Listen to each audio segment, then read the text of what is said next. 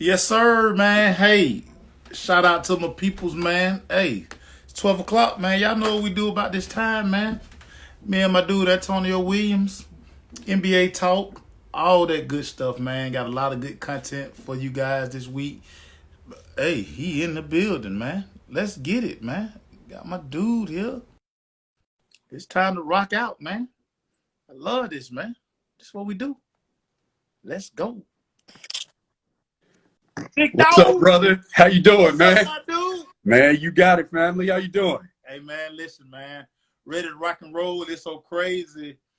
Man, I was getting questions for you all the way up to like maybe 10:30. I got the last like question. I had to start like decide what I'm gonna use, what I'm not gonna use, man. Listen, J Okay. Mac, what's up, my dude? My photographer J Mac in the building. J Mac, what's good, man?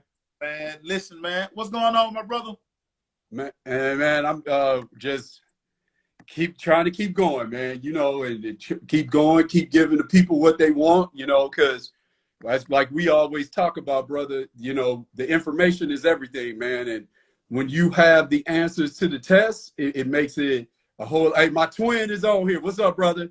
Uh, so it just having that information and having those answers to the test, brother, is everything, man. And Bro, so to keep providing that for the people, man, that's literally what it's all about, man. and it's funny, Antonio. Your segment when we talked about like new basketball at the different positions, man. I don't think you understand the number of people you help with that information, man. Because like say, I probably fielded maybe 5 to 7 different calls from either partners who have young guys playing basketball. Yep. And a couple of my AAU guys were like, dude, I hadn't even thought about it that way, dude. Like, I mean, because I guess when you're in it like that, you're focused on what you're trying to do. Yep. Yep. And the consensus was pretty much like, hey, dude, the perspective that Antonio gave, that made a lot of sense, man. So could you ask him about these? I say, well, listen, they on the list, man. Just go right, man. Just pay attention. Make sure we share it. Yeah, no, man. So, as I say to you all the time, brother, I really appreciate sharing this platform with you, man, and you opening your platform to having these discussions with me, man. And because, again, it's needed. I said this when we were talking last week, when you are on the cusp of being a professional, brother, and you're learning how to be a professional right when you're sitting at the table, it's probably too late. And that ends up being one of the reasons why a bunch of players fail, because they're learning as they go. And there's so many things that go on in this business, and so many from a recruiting standpoint. And I said this before, like even when you are being recruited, you have to approach that like a business decision. Don't start looking at this like a business when you're right at the point where you're about to become a professional. Right. Where you choose to go to school is a business decision if you're trying to be a pro, just like where you choose to go to school is a business decision if you want to be a doctor. Right? If a lot of people that do what we do go to Syracuse. Right. They go to Mizzou. Right? So Facts. those are business decisions. Yeah. So you need to approach your playing career the same way.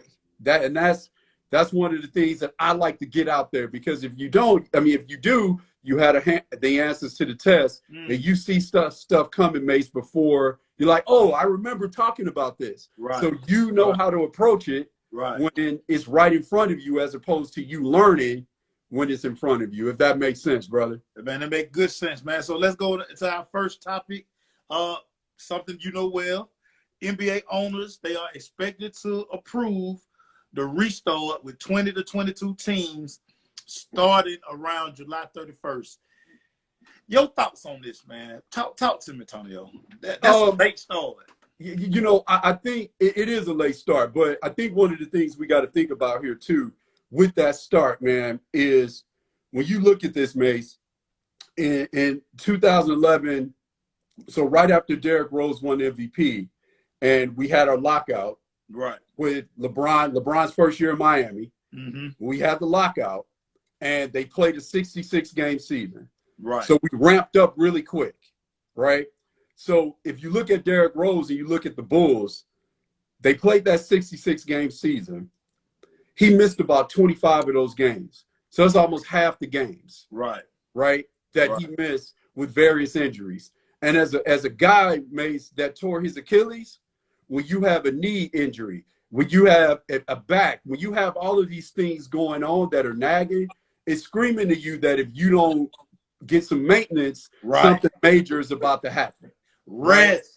Right? Exactly. So you better do something or something. So Derrick missed, with all of these different injuries, 25 games of a 66 game season. First game of the playoffs, lo and behold, he tears his ACL. Yeah.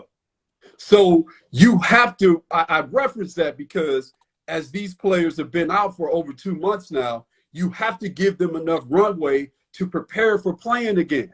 True. Right? So in order to, as best as we can, be preventative about injuries. And so we have to make sure and I can say this as a player, ever since I tore my Achilles, I rarely play. I don't play at all. Right. And again, I said this before, when I'm training kids, I rarely even shoot because it's about them. It's not about me. And one of the reasons why I don't do it is because this game gets in your spirit, man. And once you start, you got to start back again. So I don't need that. So I'm saying I don't need those types of problems in my life, man. Right. So I'm saying this for a reason, because with that being said, I've played this game all my life. So the skill part, if you gave me about a week to get back in, it'll be just like that. The conditioning part is the issue, right? The conditioning part is the issue. Conditioning for basketball. Right. And you, shout out to you on your 30-day, 30 runs.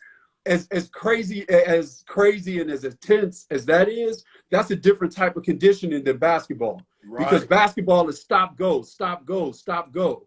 So it's a different type of shape than just running. Mm-hmm.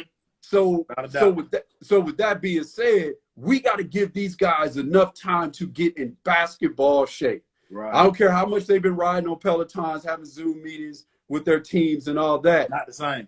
It's not the same. Not the same. So they got to get in basketball shape, and that's tedious. And, we talked about this before. Mike referenced that on The Last Dance. For that year and a half he was out, the skills were there.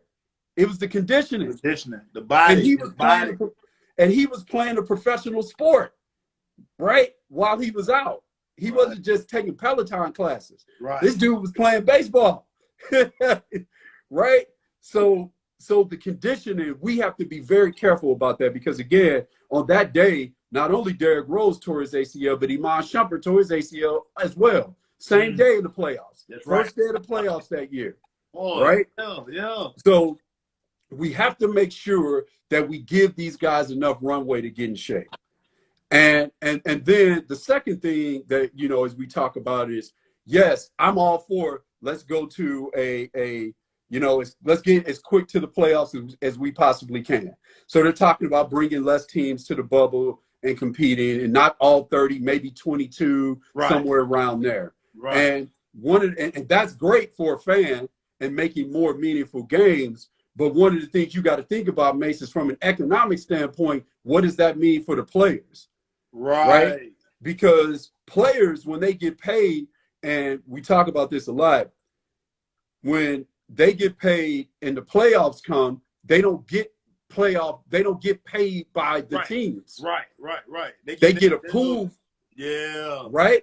So if you're asking players to, because it's something like maybe 259 or so games that will be canceled.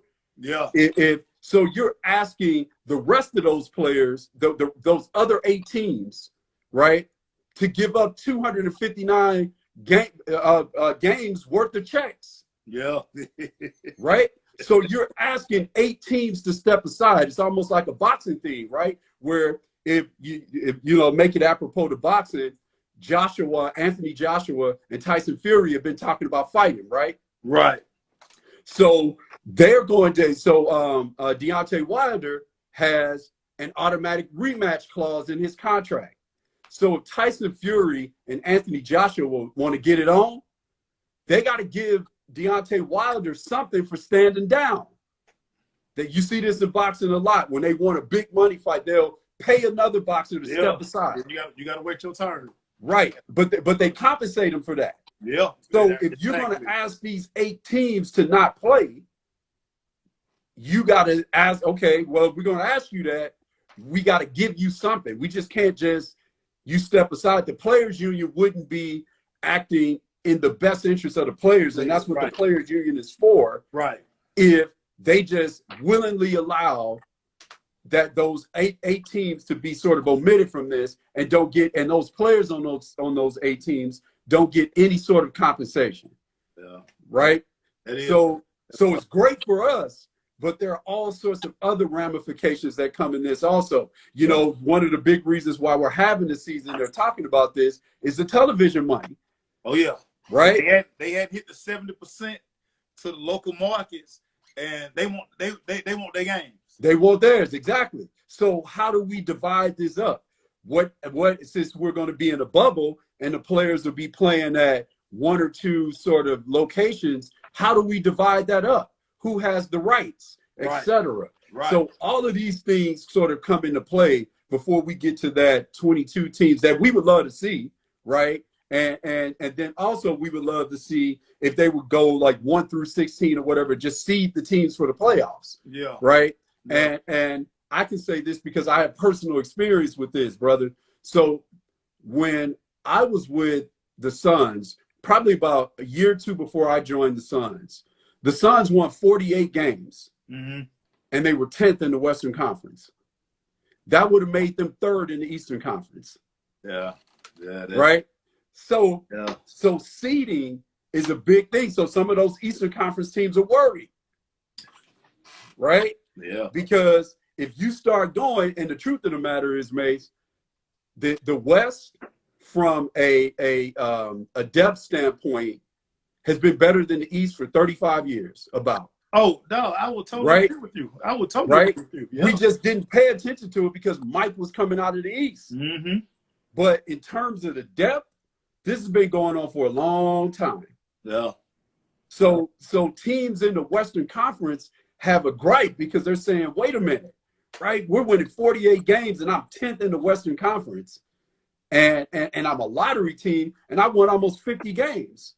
And you got a team that's 3rd in the Eastern Conference and they won 46 games. Right.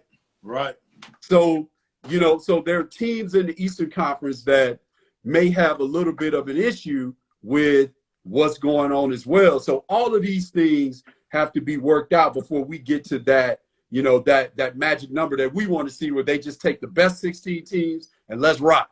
Right. So there's a lot of things to consider when you kind of peel the onion and look at the games coming back.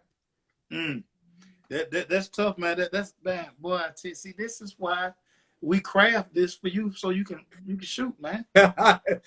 My point guard, yes sir. Yes, sir.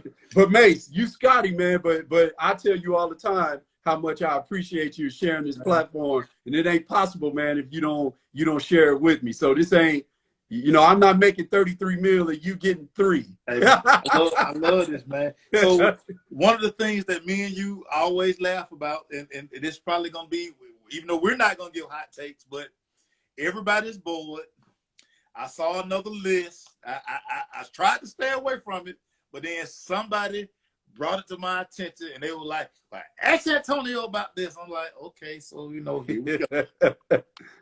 So this list right here, Antonio, this is the top 5 guys catch and shoot. These are the top 5 catch and shoot guys.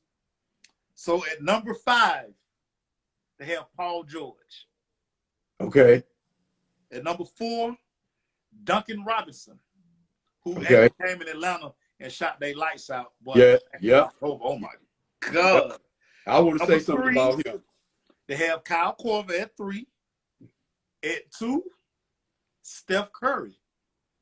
And at 1, Klay Thompson. Your thoughts on that list? I think that list is That's a good list. Okay. Okay. That's a good list. There are some things when I look at Paul George, and this is a testament to how good he is for him to even be on that list. Right. Because like I don't consider him a catch and shoot guy. That's I mean, exactly what I was going to say. Paul George is a shot and offense fabricator. Paul George might be excuse me, Mason. He might be in the conversation for the best guy in terms of patting that thing at 6'7" or above in the league. Right. Because the way that he can create off the bounce and do all those different things, it's amazing what he can do. Yeah. It's amazing what he can do off the bounce. So to your point, it's hard to consider him as part of that. I would think, for me, I might put JJ Redick or somebody like that in that conversation, because, and that's no disrespect to Paul George, but because when you watch Paul George, his game is fabricating, creating, and doing all those different things, right? And it's funny you said that's why I was shocked, and that really caught my eye with the list, because I was like I would think of like a lot of plenty of the guys before I would just think Paul George. As soon as I pass by Paul George, he jacking. I'm looking at Paul George. He catch. He gonna give you that that swing through. Then he gonna give you a couple of dribbles. And he wants to get in that lane. And he love that pull up. But like you just say, he creates that. He's not just catching it. He letting it go. Like so, yeah. I feel you on that. So that one is, and then I again, you and I talked about this. Our affinity for Clay. I think Clay is number one because we've talked about, and for people that have young players out there, if you're looking at one of the ways that you want to train your player, and you really want them to be efficient, and as I say, you got to learn how to play and be efficient enough to play with people that are better than you. Watch Klay Thompson, and when I say you have to train to play with players that are better than you, that doesn't mean that you can't be the guy. Yeah. Doesn't mean you can't be the guy. Mm-hmm. And because on given nights, he is the guy. And on other teams, Klay Thompson would be the guy. Right. He would be the guy anywhere else. On a nightly basis. Yeah, he would be the one. Yeah. Exactly. But his game, and not only offensively, but defensively as well, his game is as such that he can function as, you want me to be the primary guy? Bet. You want me to be the second guy? Bet. You want me to be the third guy and still get 60? Bet. So like that, he is the player that I look at, and the prototype that I look at when I'm talking with young players and saying, look, you need to get some of the elements of his game in your game, because the other thing that makes it where he should be part of your training package is because the things that he can do, Mace, he can replicate those, and anybody can do those if you learn the right technique. It's not based on you being superhuman from an athletic standpoint. Right. Anybody can do that, and you just have to work at it. And that's the thing that we all have in common. We can all work at it. And so with that being said, that's why he's the guy. So I'm in total agreement. He's the guy at one. Yeah. He's the guy. Yeah. And one of the things you talked about last week, and one thing I love that you stressed it, and one of my guys, he brought this up in the text early in the week. He talked about how you just made that point about the efficiency part, but understanding that, hey, you might not be the guy. Can you find a way to still incorporate your game and make yourself like available and accessible? That's exactly right. I love that. I love that point that you always hammer home, man. That's very good. And when I talk about Kyle Korver, we had him here in Atlanta for a while, and one of the things, listen, he don't have to dribble the ball at all. Not at all. he don't never have to put the ball on the floor. Yep. So let me ask you this real quick, Tonio.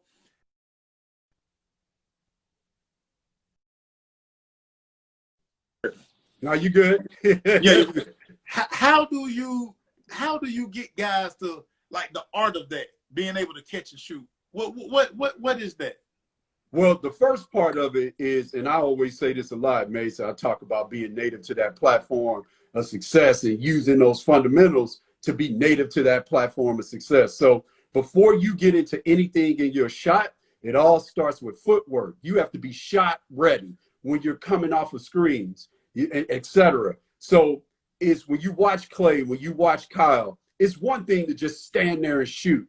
It's another thing to be able to shoot on the move. And that's what the great shooters do. They can shoot on the move. Okay. And so they can come off of screens and they can do all, you can run different screens for them. You can run different alignments for them to get a shot. It's not necessarily based on, okay, we got to have a great player create a shot for you. And you just stand there and then he throws you the ball and you shoot it. That doesn't happen a whole lot. It's more you moving and, you know, sometimes somebody throws a bad pass and you got to be able to catch that. All those different things. So it starts with the footwork, squaring up on the right foot, etc. And the other thing, it starts with being in a stance. So when you're coming around those screens, people can't knock you off your path. Guys have to stand straight up. And I say that there isn't anything on the basketball floor that you can do standing straight up. Not one thing. You can't guard, you can't pass, you can't shoot, you can't dribble to the rim, to the hole, you can't rebound. There isn't anything you can do standing straight up. Right? So when you're using that footwork and making sure that you're in the stance so you can be explosive and you have a split second while you're open. So when you come off of a screen, you got to have your hands up. You got to square up with the right foot on the whatever side of the rim you're on. That's the inside foot that coincides with that. You got to square up on the right foot, have your hands up, ready to receive the ball. Because when you square up on that inside foot, your shoulders and your body's all squared to the rim. Right? So it starts with the footwork. And then everything else up here, in terms of your follow through and all that, that's secondary to the footwork. You just fixed my jump shot. I don't do none of that. No wonder why they just brought me in to play. Oh man. Oh man. Let's bring him in. Lock him up. Go defend the ball. Right. I can't shoot. Yeah, right. No. I feel it's therapy. I feel better now. Right. So that's the thing, man. Like, it's just the footwork. and so it's that. And then again, being in the stance, athletic stance, the footwork, squaring up on the right foot, etc. Then you get into the follow through. And when you get into the follow through, really drilling down here, when you get into the follow through, your hands are spread on the basket. You use a guide hand, you got whatever hand you shoot with. And when you flick your wrist, these two fingers, if you're doing the peace sign, those have to be the last two fingers that touch the ball. And that's how you get. See how you don't fix my game? Because that's what I have to do with my jump shot. At all. That's what it is. You got your hands spread. Yep. And you got to keep, and whatever side of your body that you shoot on, that ball's got to be on the right, on that side. So if you're righty, that ball's got to be on the right side. Even so, it's all these different things that have to be second nature. It's got to be on the right side because you need a shooting window. Because when you go up like this, these arms form the shooting window. So your eyes are literally looking through that. But if you got the ball right here, you can't see the rim. If you got the ball right here, you can't see the rim. So all of those things go into the technical aspect in the art of being a shooter. It's funny you're talking about this. I'm always thinking. So I'm always, when I'm covering the game, I like to get there so early because I like to just watch the routine of the guys. Yes. So Steph does this crazy thing, and now it makes sense. Steph does a drill where he'll be running the opposite way. And soon as he touch it, he gets the shot up. So he has a guy pass, so he's running, a guy passing to him going away from his shooting hand. Yep. And it's a guy that bumps him. And he still works on getting that shot up. That's why he's doing it. That's why he does it. There you go. That's why he does it. And KD, dude, I'm gonna send you this drill because I still got it in my phone. KD does this drill. He'll get to a spot on the floor. Dude, he will do an entire spin. Yep. And then shoot the ball. And then shoot the ball. Like, yep. What's he doing? Yep. Yeah. Yeah. You know, Mace, my history teacher used to tell me, my history teacher, and he wrote a bunch of different shout out Mr. Odom. He wrote a bunch of different recommendations for me when I was getting recruited, and even for schools that weren't recruiting me, he would, because he played. He's one of the all-time leading scorers in Illinois history. Okay. And you know, again, I grew up in California, etc. So, but he was my U.S. history teacher, and you know, he took a liking to me. I did well in his class, but he was a basketball guy, and I didn't know that until he pulled me aside one day in class and was like, "Look, you know, I've been to a couple of games. I like your game. These are some of the things that you should work on." And so then he would actually start reaching out to schools on my behalf. I'm dating myself, Mace, because there was no YouTube. Yeah, I couldn't put my clips on YouTube, right? Yeah, so we didn't have no Twitter. We had that. Twitter. No Twitter, no email, none of that. So literally, you had to depend on your coaches to help you get recruited. Right. So, you know, I was in whatever situation I was in, and, you know, I don't want to go into that. You know, that's another conversation for another day. That's a whole show, actually, we could talk about. And so he was actually writing letters, and like, he went to the office and got my transcripts and was like, these are his grades. He's talented. He can play. You guys should recruit him. And he's sending all this stuff out.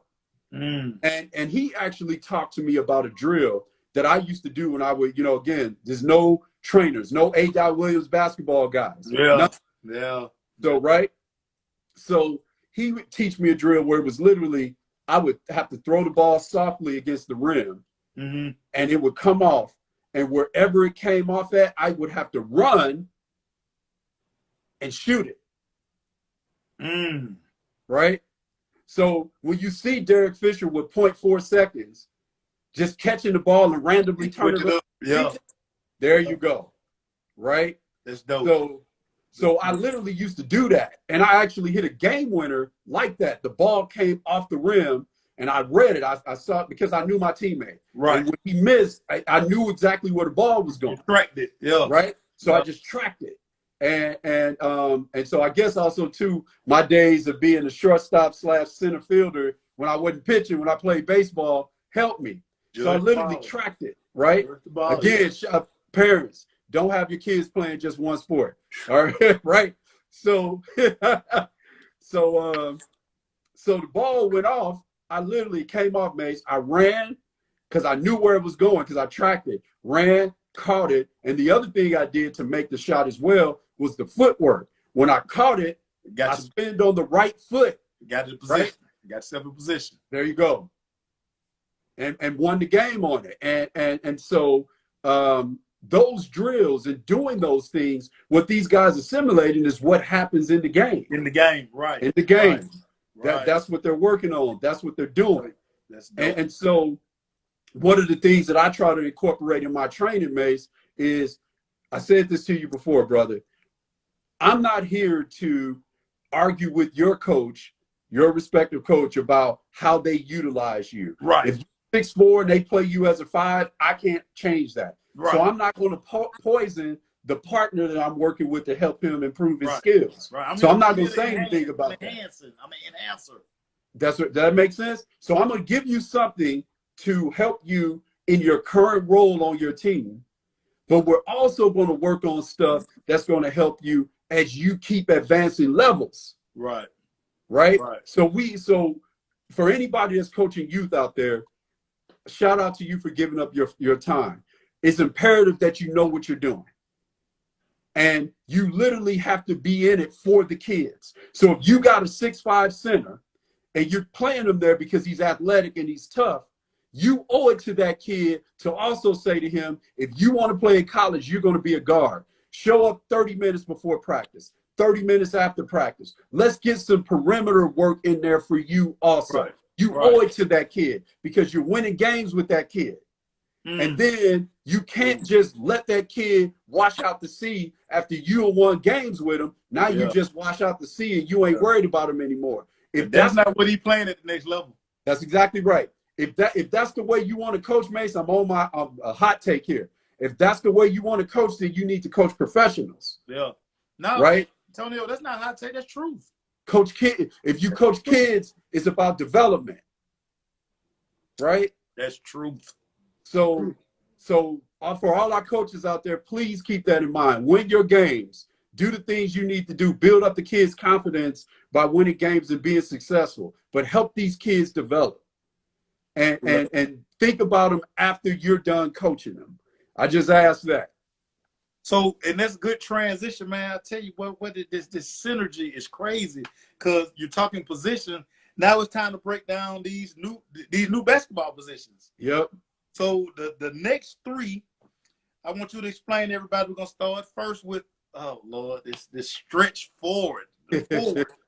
Talk about what a stretch forward. What is this stretch forward thing? Okay, so a stretch four is, appreciate you all joining us, Hoop Fam. So a stretch four is when you have a power forward that has the ability to step out on the perimeter and shoot jump shots. Most of the time when they're talking about stretch fours, we're talking about players that have the ability to step out on the perimeter and shoot threes. And they're called a stretch four because what they're doing is stretching the opposing team's defense. They're stretching them out. They're bringing their bigs away from the basket. So they stretch it out, and what that does is create more driving lanes for your guys to get to the basket, because now you decluttered the lane, right? You're taking those shot blockers away from the rim. So that's why they're called stretch fours. Now, one of the things that we are also starting to see as well, Maceo, in that stretch four, as a scout, brother, when people call me and say, "Man, I got a stretch four," here's one of my questions. I ask them, I say, "Okay, are you calling this player a stretch four because they're allergic to the paint, right?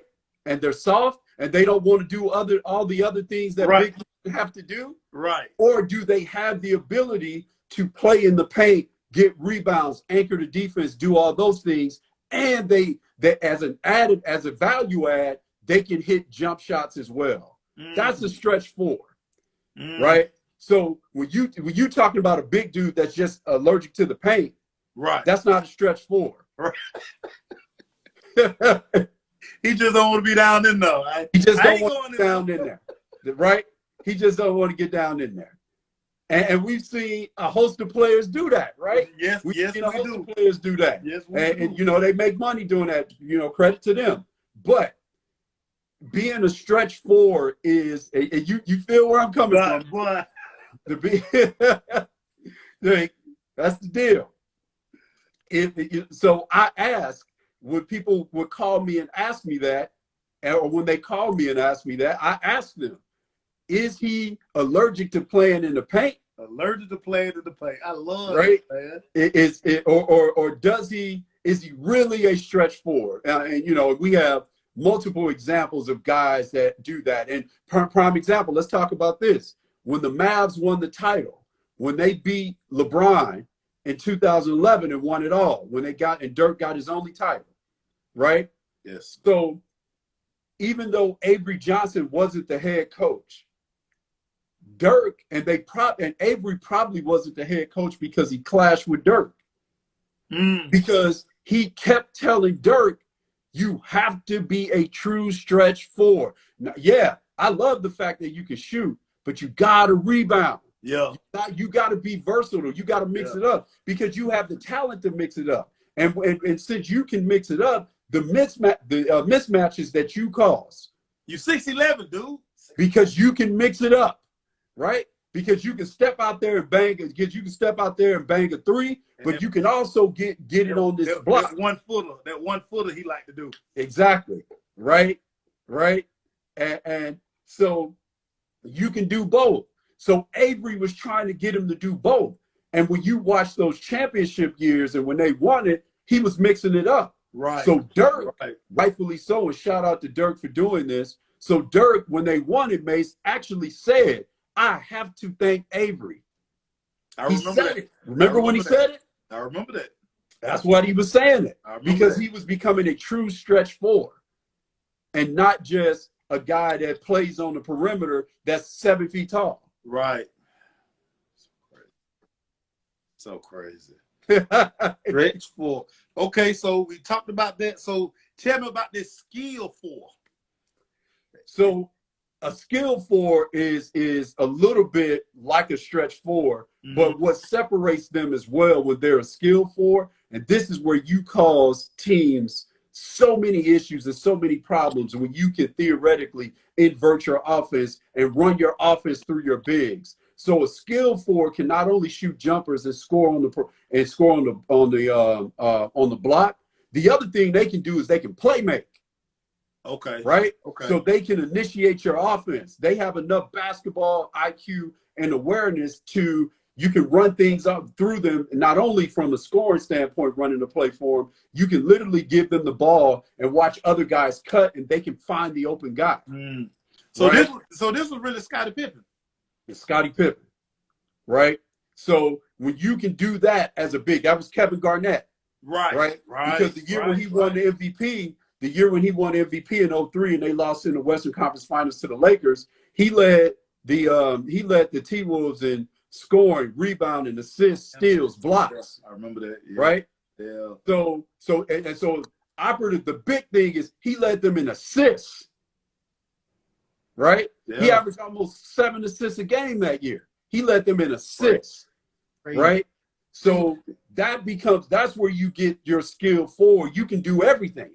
Right. And I can tell you as a point guard, Mace, like sometimes the wear and tear of always having to initiate the offense. Yeah. And always having to bring the ball up, always having to diagnose and look at what the other team is in and pivoting off of that. Sometimes you're facing the press, right? Especially if they know that you are the engine. They concentrate all of their efforts to stop you. They deny you the ball. They do all these different things. So it becomes exhausting. So when you got a big that can do that, oh man, you mean to tell me I can score a little bit too? Oh yeah. Right. I'm ready to get it in. So from your scouting, put your scouting hat on for a second. Yep. Guys like this, these are those guys when you talk about value. These are like true value guys, right? No question. No question they're true value guys. And especially, again, he's the ultimate example of this. But especially, fam, when you have KG, because the reason why he's important, and on the women's side, the other person that sort of played this role, and she's also going in the Hall of Fame with him, is Tamika Catchings. Yeah. And the role that, right? Right? Yeah. And people, when they start talking about the GOAT conversation in the W, right, she gets left off of it because she never played with another great player in Indiana. Yeah. Right? True. But she is by far head and shoulders leading the leader in steals all the time in the WNBA. But she's also third in scoring. Crazy game. So, like, incredible, right? So that value that they add, this is what I'm getting at. Oftentimes, and you see this, Mace, and I can say this as a player because I kind of served these roles on some of the teams I played on as well. And you can't tell, Hoop Fam, I'm very excited and energetic about this hoop stuff, right? So that permeated the way I played. I was very passionate, so I say that for a reason, because oftentimes to be the person, to be the guy, and this I'm talking about in the W as well, to be the player, right?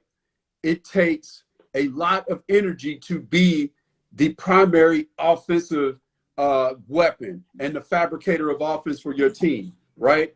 So because that's such a major lift and heavy lift, and it takes a Herculean effort to do that, oftentimes we separate the energy person. So the person that's providing the energy and giving that team that energy lift through their passion and how hard they play, that's oftentimes a separate person. Right. So if you really want to talk about value, Mace, people like KG and Tamika Catchings are the real value, McDonald's terms, they're the real value pack, right? Without a doubt. Because they are the people that initiate and fabricate the offense, and they also initiate and fabricate the energy. Yeah, it's all in one person. Yeah, ain't that crazy?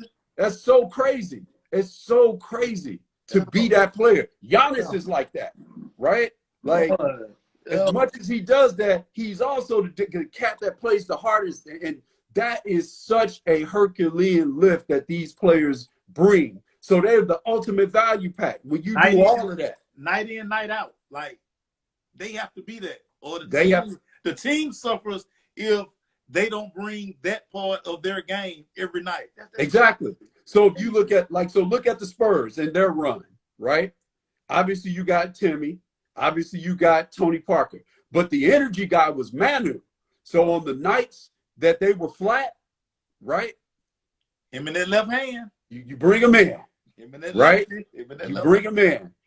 That was his role. As great as he was also that Energizer Bunny for them. But when you look at players like KG and Giannis and Tamika Catchings, they serve both roles, man. Yeah. So like that value that they bring is when you're an organization, it also brings, and we talk about this a lot, Mason, it also brings that accountability. Mm-hmm. Right? Right. It also brings that accountability, because now the expectation is if KG can lead us in 6 categories, and Tamika Catchings can lead us in 6 categories, but can also lead us energy, right? There you go. Yeah. And also leads us in energy. Right. Right? As a coach, you can look at the rest of the players like, what y'all doing? Yeah. Well, y'all getting a check too. I mean, there you go. There you go. There you go. So they, to your point, they are the ultimate value pack and value players. So that's the skill 4. Crazy. Now this guy right here, this third position, before I got cut, this was me to a T right here. I felt this one right here. Okay. Versatile role player. Yep. Talk about that guy. I like this guy. Now this guy spoke to me. I like this guy. Talk about this guy. Well, let me talk about their value, fam, since we're on value, right? When you look at their value, Mace, they are probably, how do I say this? When you have a championship caliber team, the value of a versatile role player, you can't measure that. And here's why you can't measure that. Because when you look at star players are going to do theirs. They're going to get theirs no matter who's out there. No matter if you and I could be out there, or they could be out there with 2 other star players. Star players will get theirs. They get it. But when you win, and you win big, it's because you have versatile role players. You have Andre Iguodala. You have Sean Livingston, right? When the Celtics won titles, you had James Posey. And they essentially act as a Band-Aid. Whatever role you need me to plug, I can plug that. You need me to make a timely shot, I can do that. Remember when LeBron was carrying the Cavs to the finals, and they got up 2-1 on Golden State, and they lost that series. Remember what changed the series? Iggy guarding LeBron. Put him in the starting lineup and have him guard LeBron. Yeah. Not stopping LeBron. We're just going to make him work harder. Yeah. To free up Clay. Because I need Clay over there. I need him on this side. I got to get some buckets. Right? So that versatile role player is, and when you hear people talking about teams having depth, that they're talking about them. Yeah. Especially when you're talking about teams that are winning titles, you're talking about them. And when you see Harrison Barnes can give you a bucket, you see those teams that Golden State had before KD came. Yeah. Because people got to remember this: the 73 win team did not have KD. They did. They had all that depth. Right? They had all of that depth. Interchangeable guys. That's exactly right. So that's the versatile role player. You need me to hit a shot, I can do that. You need me to bring the ball up and initiate the offense because we want to get Steph and Clay free. I can do that. You need me to guard LeBron? Okay, I can guard LeBron. Oh, they have a dominant guard like Steph? I can go guard a guy like Steph. That's what they do. And when you win titles, it's because those guys contribute. That's why when you look at Kuz, that's why Kyle Kuzma is so valuable to what the Lakers are doing. Yeah. Because AD and LeBron are going to do what AD and LeBron does. Right. I said that his name, Tonio, I swear you be in my notes, man. I got your notes. And I wrote Kuzma's name down because when they were trying to talk about the trades and who all these people they're trying to get rid of, and I would tell people they're not getting rid of Kuzma because Kuzma does too much. Like he can actually do 3 jobs for them, but them other guys can't. Exactly, no question. And so if they're going to let him, if they were going to move him, they have to make sure that they shore up some of their other deficiencies. Because to your point, when you talk about versatile role player, it was really evident that the Lakers didn't have enough of these guys when LeBron would go to the bench. Right. That's where you would really see it. When he went to the bench, what else happened? Did they have another person that could effectively fabricate offense for themselves and others with size? They didn't have that. Teams got back in it. Exactly. They got back in it. When he went to the bench. And of course, you're not asking that versatile role player to be LeBron. That's not what you're asking them. They're not going to be LeBron. No. But it can't be where in year 17, LeBron has got to play leading up to the playoffs. LeBron's got to play 43 and 44 minutes. Right. It can't be that. Right. Because you have to have other people that can fabricate offense. You have to have other people that can create offense for themselves and others. You have to have other people that can guard some of the other team's best players, etc. Those players are so very important. And when you win titles, that's why you win it, because you have those guys. With those guys. Coach, I love it, Tonio. I love it. Now, this next one, this was crazy. So last week we kind of touched on Melo Ball. We kind of touched on him. So one of my guys that covers the NBA, he watched our interview, and so he shot me this, and he was like, "Get Antonio thoughts on this." So this is the LaMelo Ball report from this particular scout. Yep. So 3 points that he has on LaMelo Ball, and I want you to talk about him. His first point on LaMelo Ball: teams may be worried about his jump shot. Yep. Talk about that. Yep. So with his form, again, I saw that as I watched him as a player. So when you watch him shoot, it's a little bit of a wind up, and it's almost coming from a low release point. Right. So give me that. Yep. It's very easy to do that. Very easy to do that. So, and when you're also shooting from that low release point as well, sometimes that shot can be a little bit flat when you watch him. So, and efficiency is a key, because again, we had a player, and I would ask questions about, okay, if this player doesn't get this wind up out of their shot, when you're on the court, even though the court is more open, but you're actually on the court with longer, more athletic guys. Right. So they close out on you quicker. So you don't have all day to get the shot off. So if you're winding up, can you get that up? Right. If you're not efficient getting that out, they're going to eat it. They're going to get it. They get it out of here. Right. Eat it. They're going to eat it. Right. So that's certainly one of the things that is a fair question about his mechanics on his jumper. And I want to say real quick about that, and I'll let it go. We can go to the next point.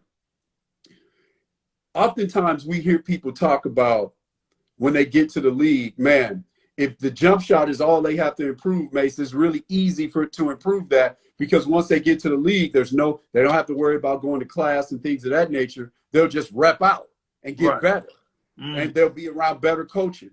Well, the ability to improve a jumper is sort of overblown. And the reason why I say that is because how many guys have we seen come into the NBA and we say, man, they got to become a better shooter? In year 5, in year 8, we're still looking at them saying they got to become a better shooter. Right. right? Right. So it takes, in order to improve your jumper, we talk about this a lot. It's also a mindset thing, because, and the mindset thing is this: you just made it part to being part of that 470, doing it your way. Now somebody comes to you and says, you need to change that. And how do you have enough confidence in yourself to be part of that 470 club? Because that takes an immense amount of confidence to get to that level. But Right. also you're coachable enough to be like, you know what? I made it to this impossible sort of peak, but I'm also malleable enough where people can sort of give me the right advice and I'm still able to be molded. That is hard for people to do. Right. Right? Right. That is very hard for people to do, because guys are like, man, I made it to this point where nobody can make it at doing it my way. Why do I have to listen now? So you have to really have the type of mindset where you really are a sponge and you're really all about the improvement to be able to, okay, change your shot on the spot. And I did this. I used, at one point in time, as I was teaching myself how to play basketball, I was shooting the ball behind my head, right? And a coach said to me, man, you'd be a great player if you stop doing this. I was so hungry for the knowledge, Mace, that I stopped it on the spot. Right. Right. And broke my shot to rebuild it the right way. And a lot of players aren't wired like that because they made it to the league doing it the way that they do it. That's how I got here. That's how I got here. Does that make sense what I'm saying? And it's funny you said that, because that's what Lonzo Ball did. Lonzo Ball had to he had to tell his shot. You got teared. That didn't work in the NBA, and he looks like a totally different jump shooter today. Exactly. When he went with Lakers. That exactly. makes sense, man. Exactly. The second point that my guy sent me that he wanted to hear from you about, his shot selection, and he still has that showboat in him. Yep. Your thoughts on those? So with he does have a flair in him. Now, one of the things that you got to be careful with, and I'm certainly not comparing. Okay, I'm gonna say this, Mace. You and the ATL. You guys had one of my favorite guys to watch of all time. You guys had Kenny Anderson, right? And so with you guys having Kenny Anderson, Bobby Crimmins gave him that thing and let him go. Boy. Right? Let him go. Right? That's who he is. Lucky lefty, Bobby baby. Hurley. Remember what he did to Bobby Hurley, Mace? Remember what he did? Remember what he did to Bobby? Remember, one of the all-time great college guards, Bobby Hurley. If you ain't seen it, Hoop Fam, watch what Kenny Anderson did to him. Cookies. Watch what Kenny Anderson did to him. Right? Yeah. Between the legs, behind the back, watch what he did to him. Like a yo-yo. He had a thing like a yo-yo. Man. So I'm referencing Kenny Anderson because it's a yes. Does he have showboat in him? Does he have flair in him? Absolutely. But the thing that as a coach that you have to be careful with is when you have very creative players, you got to live with some of that. You can't make them into being Derek Fisher because he's not Derek Fisher. You see, when you get to the league, you got to do two things. And this goes into the mindset again, Mace. You have to, yes, are there things that you may have to temper? Absolutely. Are there things that you may have to tone down? Absolutely. But you also got to be who you are. Right? Totally agree, dog. The fine line. So if you overcoach him, he's not Jason Kidd, right? Where I'm bigger. Now he has great size, but Jason Kidd was big. Jason Kidd was strong, he right? yoked up. Yeah. So Jason Kidd you could do all that, right? Yeah. But at the same time, as big as Jason Kidd was and all those things that Jason Kidd did, they also didn't strip him of his creativity. They let him be him. They let him be him. And sometimes there was a turnover in that. Yeah. Right? Yeah. So it goes both ways. You have to, yes, you have to coach them. Yes, they have to evolve. But magic got to be magic, baby. Yeah. Right? Like, so you can't take the creativity from magic. Yeah.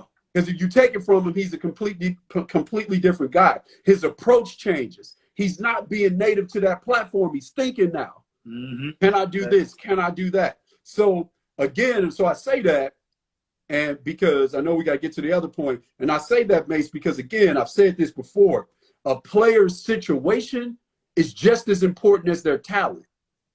So he's got to be in a situation where the coach and the team is like, you know what? You have these great gifts. You can see things that other people can't see. Right. You have this creativity. Let's find a way to incorporate that in what we do. Yeah. Right? They might just say, harness it. Exactly. Learn to harness it. Exactly. So if he's in a situation like that, that's like, we want to leverage that talent as opposed to muzzling that talent. That's a completely different conversation. And his career will go a completely different way if he goes to a place that tries to completely muzzle him. Now this last point he sent this with a smiley face, because me and you've discussed this before. What kind of defender will he be? Well, you know, I don't think up to this point, I don't think he's been paying a lot of attention to guarding people. I don't think he's been expending a lot of energy guarding people. Also, that hasn't been his role. And when I look at a guy like that, and I'm taking him that high, and I have him on my team, dude, I'm taking him to be a shot fabricator and shot creator for himself and other people. I'm taking him to be a point on other people's scouting report where they are going to have to address his creativity and his potency as an offensive player. That's what I'm taking him for. Which goes back to our very first show. One of the things that you talked about was finding those pieces to fit on the team. Do we have the other pieces in place so when I bring him in, because we're bringing him here to do this, like you just said. Exactly right. Score and that. Now, y'all don't have to help him on the other end down there. Exactly. I love it, man. And so with that, my biggest thing is when I'm looking at that, Mason, I'm not trying to lower the bar for anybody, but I'm looking at it and I'm saying to myself, is he competitive enough to try? Because if he's competitive enough to try, that's about all we can ask. Right. Because we look at Dallas and we're talking about Luka is playing at an MVP level, right? Yeah. And we ain't talking about who he's guarding. Right. And so I don't think that we really have to look to see if he's just competitive enough to try. Same thing we would have with Devin Booker when I was in Phoenix. We just got to see if he's going to try. Right. If he's trying. And that's what Jay say. Jay want to know, do you think it helped Melo going to play pro ball early? I do. Okay. I do. Yeah. Because he played in a really good league in Australia. Okay. I think that helped him. I think it helped him from a maturity standpoint. I think that helped him. I think it also helped when he went over there. One of the things that they do over there, one of the things that they did, they're pretty physical with him. Right. And again, I'm not asking him to be Patrick Beverly, but when they were trying to buffalo him, right. Right. Like, so when they were trying to buffalo him, he didn't back down. Right. He held his ground. Like I say, listen, I got a lot of respect for the young fella. Like I said, I've always thought he was going to be the best out of the ball boys. I agree. So, I mean, you know, time running out on us, man. Again, dude, thank you, man. Thank you, brother. The people, thank y'all. Listen, keep sending me the stuff. Tonio, this is what I get for you. Yes, sir. I love it, man. I go off the script. What they send me, I ask you. I appreciate it, brother. That's it. There it is. So next week, same time. Hey, man, we'll see y'all next week, man. We appreciate y'all. Hey, man, I'm going to go get run 14 in, man, at some point. Hey, get it in, brother. Hey, let's talk offline, fam. We'll do that real soon. Let's do it. All okay, right. brother. Got you, brother. Appreciate you. Yep. Stay safe. Thank you, Miss Williams. All All right. right, bro.